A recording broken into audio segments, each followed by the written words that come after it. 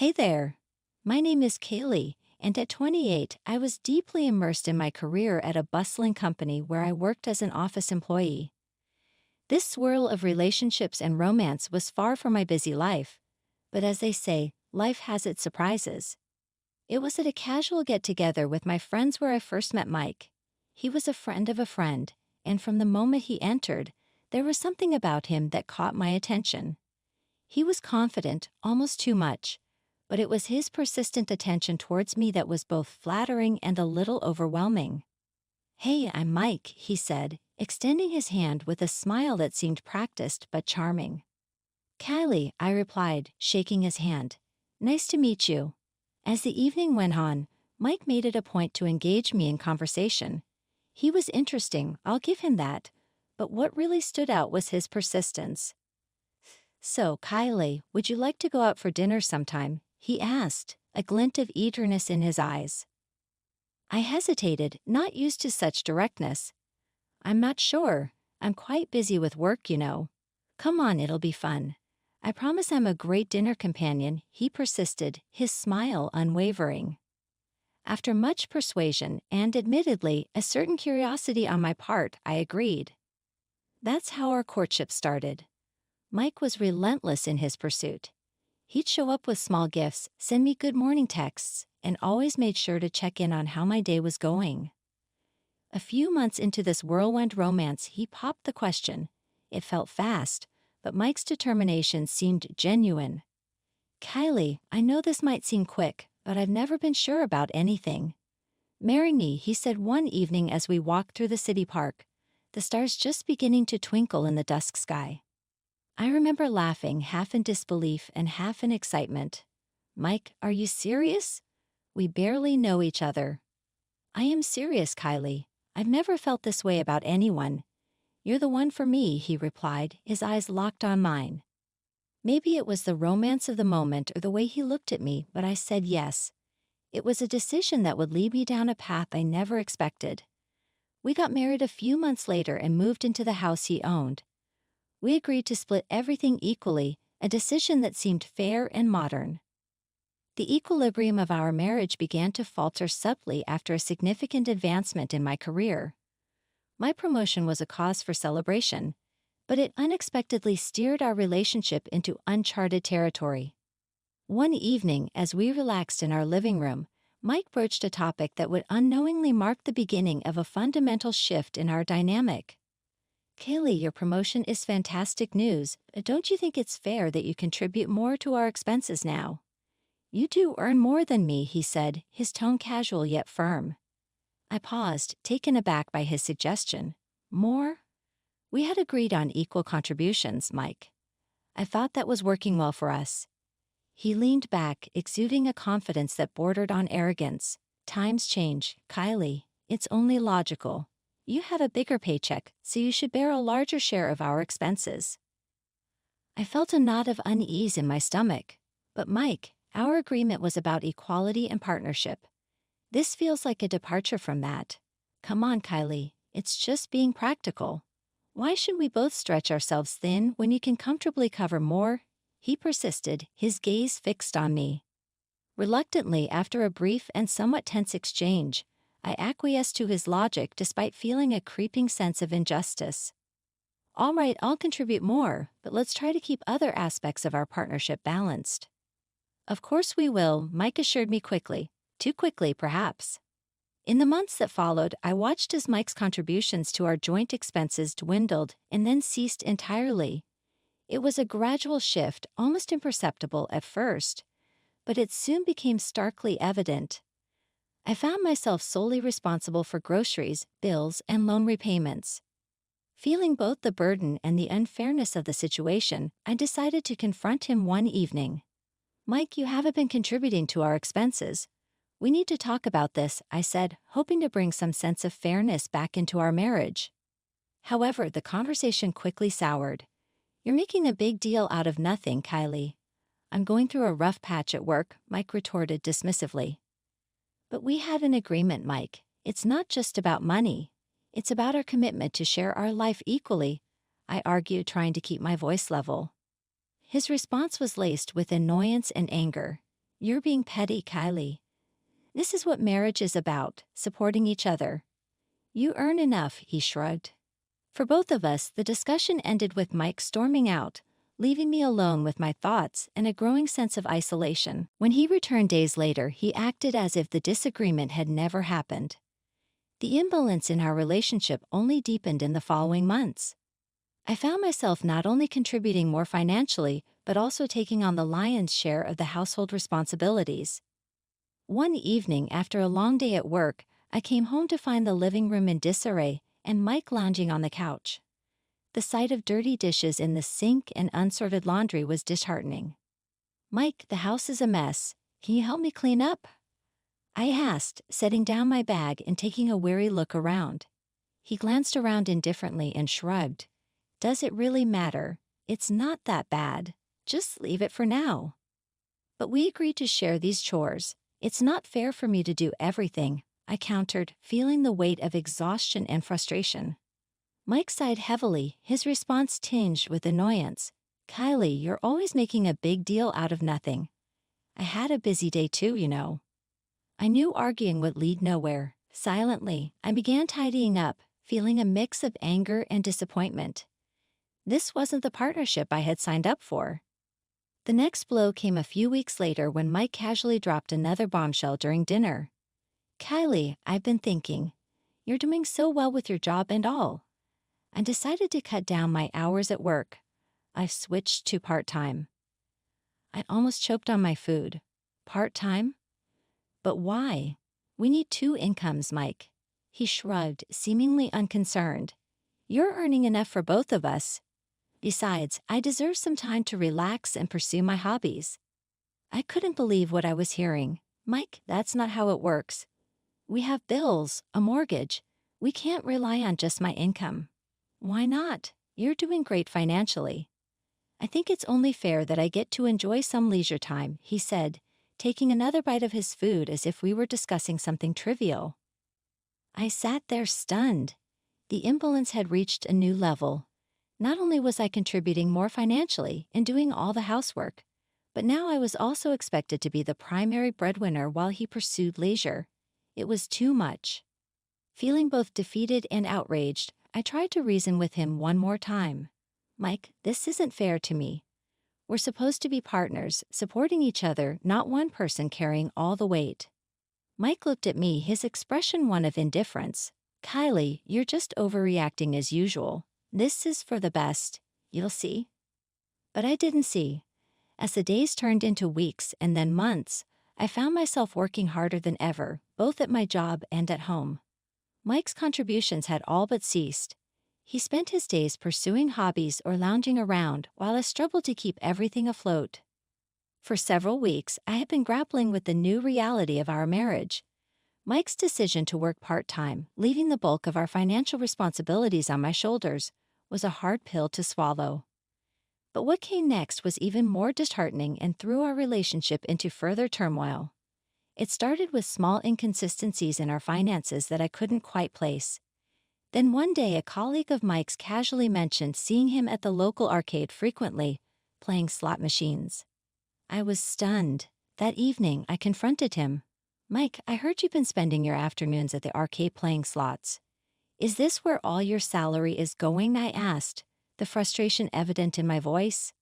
Mike, caught off guard, scoffed. "So what if I play a few games? It's my money and I can spend it how I like." "But we're struggling to keep up with our expenses because of your part-time job, and now this." I couldn't hide my disbelief and anger. He rolled his eyes. "Oh, come on, Kylie. It's just a bit of fun. I don't see why you're making such a big deal out of it."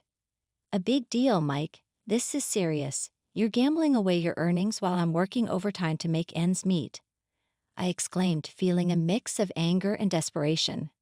Mike's expression turned cold. "I don't need a lecture from you. It's not like I'm blowing thousands. Just drop it, Kylie." But I couldn't just drop it. The next few days were tense, and then, following another argument about his gambling, Mike stormed out. He returned a few days later, drunk and unapologetic. Seeing him in such a state broke my heart, but it also strengthened my resolve to address the issue. "Mike, this has to stop. I think you need help. There are therapists who specialize in gambling addiction. Please, let's consider it, I pleaded, hoping to reach out to him. His reaction was harsh and dismissive. Therapy? For what? I don't have a problem, Kylie, and I definitely don't need you trying to fix me. But Mike, I'm just worried about you, about us. We can't go on like this, I said, my voice tinged with worry. He sneered. Worried? No, you just want to control me like everything else. I don't need your help or anyone else's. His words stung, and I realized that the man I once knew, the one I had built a life with, was slipping away, lost in a cycle of denial and destructive behavior. I stood there, watching him walk away from me, feeling a profound sense of helplessness and despair. The turmoil at home was only one part of my growing list of troubles. At work, things had taken a drastic turn for the worse with the arrival of a new boss, Mr. Henderson. His management style was authoritarian to the point of being despotic, a stark contrast to the supportive environment I had grown accustomed to. One particularly grueling day, Mr. Henderson called me into his office. The room felt cold and uninviting, much like his demeanor. Callie, your performance lately has been subpar. I need you to step it up, he began, not even bothering with a greeting. I was taken aback. I'm sorry, Mr. Henderson, but I've been managing my tasks as best as I can under the circumstances. He leaned forward, his gaze sharp. Excuses won't cut it. I expect more from my team. You'll need to start working overtime to meet your targets. And remember, there are penalties for underperformance. The threat hung heavily in the air. I felt a surge of frustration and injustice. That seems a bit harsh. The workload has increased significantly, and I've been doing my best to keep up, Mr. Henderson. This is not a negotiation, Kylie. It's an expectation. If you can't meet it, perhaps this job isn't for you. I left his office feeling deflated and overwhelmed. The pressure at work was becoming unbearable, compounded by the stress I was facing at home with Mike. It felt like I was caught in a relentless storm with no respite in sight. And then Mr. Thompson sat down at my desk. He was a regular client of our company, known for his amiable demeanor and understanding nature. Our interactions were always professional yet cordial, making him one of the few bright spots in an otherwise stressful work environment. As we discussed the project details, he paused and looked at me with a concerned expression. You look particularly tired today, Kylie. Is everything all right? He asked, his tone genuine and kind. I hesitated for a moment, not used to such personal concern in the workplace. But something about his sincere approach made me open up. It's just the workload and the environment here. It's been very challenging lately, I admitted, offering a weary smile. Mr. Thompson nodded understandingly. You're a valuable asset to any team, Kylie. If you ever find that it's too much and decide to leave, I'd be more than happy to have someone of your caliber join my company. We value hard work, but we also believe in a healthy work-life balance, he said earnestly. That evening, as I stayed late to catch up on work, my colleague Jenna stopped by my desk. Kylie, you look exhausted. This new regime is taking a toll on all of us. I sighed, rubbing my tired eyes. I don't know how much longer I can keep this up, Jenna. The demands are unreasonable. Jenna nodded in agreement. It's been brutal. Henderson's running this place like a dictatorship. Just don't let this job break you, Kylie. You're worth more than this, Jenna said, offering a sympathetic smile before leaving. Her words resonated with me as I finally headed home well past the usual hour. The thought of leaving my job was scary, but so was the thought of enduring this toxic environment. I quit, definitely. The situation at work with Mr. Henderson had deteriorated to an intolerable level. Each day was a grueling marathon of unrealistic demands and unrelenting criticism. The stress was unbearable, but I was trying to hold on for the sake of financial security. However, there's only so much a person can take. It all came to a head on a Thursday, a day that started like any other but would end up changing everything. Mr. Henderson summoned me to his office that morning. His office, always stark and intimidating, felt even more oppressive than usual. Kaylee, your performance is slipping. I'm not seeing the results I need, Mr. Henderson began, his voice cold and accusatory. I was already fried from the constant pressure. I'm doing everything I can, Mr. Henderson. The workload is immense, and I'm only human. That's no excuse. I'd expect better from you. You need to put in extra hours. No more excuses, or there will be consequences, he threatened, his eyes boring into mine. I felt a surge of frustration mixed with desperation. Extra hours? I'm already stretched thin. The demands you're putting on us are unreasonable. He leaned forward, a menacing look on his face. This is a business, Kelly, not a charity.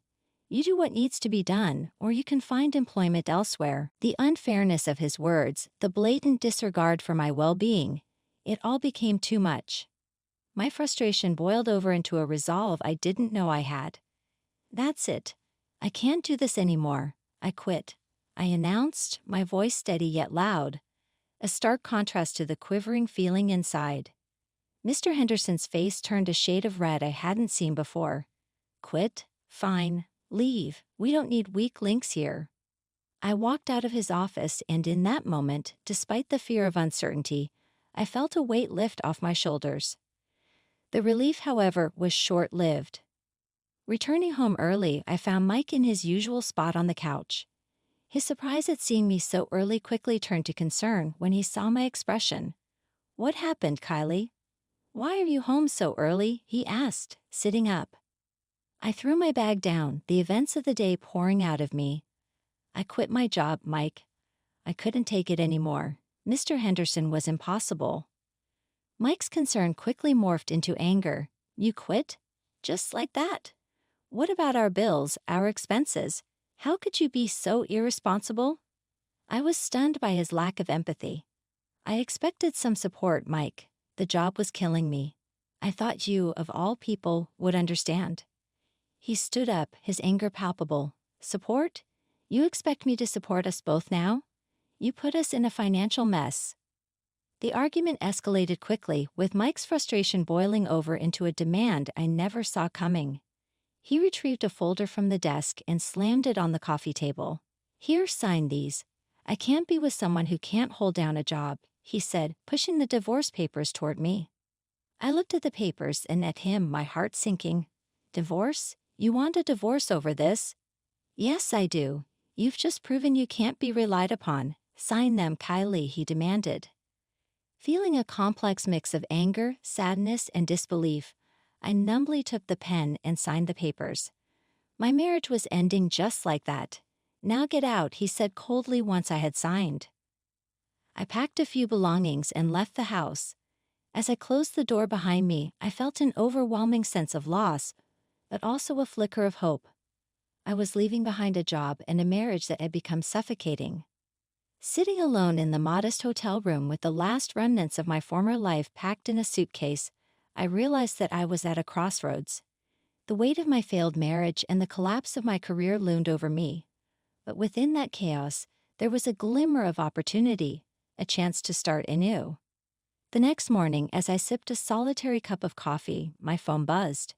It was Jenna, my former colleague and friend. Hey, Kylie, I heard about what happened. Are you okay? Jenna's voice was filled with concern.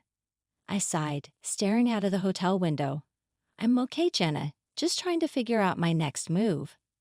Maybe this is a blessing in disguise. A fresh start, she said, trying to be encouraging. Her words resonated with me. Maybe you're right. I just need to find a new job, something less stressful. That's the spirit, and hey, I might have something for you. Remember Mr. Thompson, that client we both liked? He asked about you yesterday. After the call, I felt a renewed sense of purpose. I spent the day updating my resume and reflecting on what I truly wanted for my career. The following week, I met with Mr. Thompson. He greeted me warmly, his office a stark contrast to the cold environment I had left. Kelly, I need someone with your expertise. The role is challenging but much less stressful than your last job, I promise, he said with a chuckle. We discussed the details and everything about the job felt right, the responsibilities, the work environment, the balance promised. By the end of our meeting, I had a new job, one that seemed like the perfect step forward. That night in my hotel room, I called my mom to update her on everything. She had been worried about me since the divorce. "Mom, I got a new job, and it's a good one," I said, a smile in my voice. "Oh, Kylie, that's wonderful news. I'm so proud of you," she replied, her voice filled with relief and happiness. We talked for a long time, and her words of encouragement and love bolstered my spirits further. I went to bed that night with a sense of peace I hadn't felt in a long time. 3 months into my new job, life was gradually looking up. It was during this time of personal growth that I received an unexpected call from Mike, my ex-husband, which only underscored how much had changed. The phone rang early on a Saturday morning. Mike's frantic and desperate voice filled the line. "Kylie, you have to come back. I'm struggling here. The bills, the debts, it's all too much," he pleaded, his voice a mix of panic and despair. I held the phone, feeling a complex mix of emotions. "Mike, we're divorced. You made your decision. I've moved on," I responded, my voice firm yet calm. He continued to implore. "But I need you, Kylie. Everything's falling apart. I'm drowning in debts, and I've lost so much money." His words no longer had the power they once might have. "I'm sorry, Mike, but you have to manage on your own. I have my own life now," I said, ending the call with a sense of finality. After hanging up, I felt a reaffirmation of my newfound independence. Mike, who had once discarded me, now realized my value, but it was too late. Later that week, a conversation with Liz, a mutual friend, shed more light on Mike's situation. "It's bad, Kylie. He's lost a ton of money. He's working 2 jobs now, but he keeps getting fired because of his drinking and gambling," she revealed. The news, while saddening, didn't surprise me. Mike had chosen his path, and now he was facing the consequences of his choices. It was a stark contrast to the stability and success I was experiencing. That same week, Mr. Thompson, my boss, called me into his office. He handed me an envelope. "Kylie, you've exceeded our expectations. This is a bonus for your hard work," he said, his smile genuine. I was touched and grateful. "Thank you so much, Mr. Thompson. I really appreciate this," I replied, feeling valued and recognized. Leaving his office, I felt a deep sense of satisfaction and achievement. My decision to leave a toxic job and a failing marriage was paying off in ways I had never imagined. As I walked home that day, past the familiar streets and faces, I realized how much my life had changed for the better. I had found a career that rewarded me and built a life of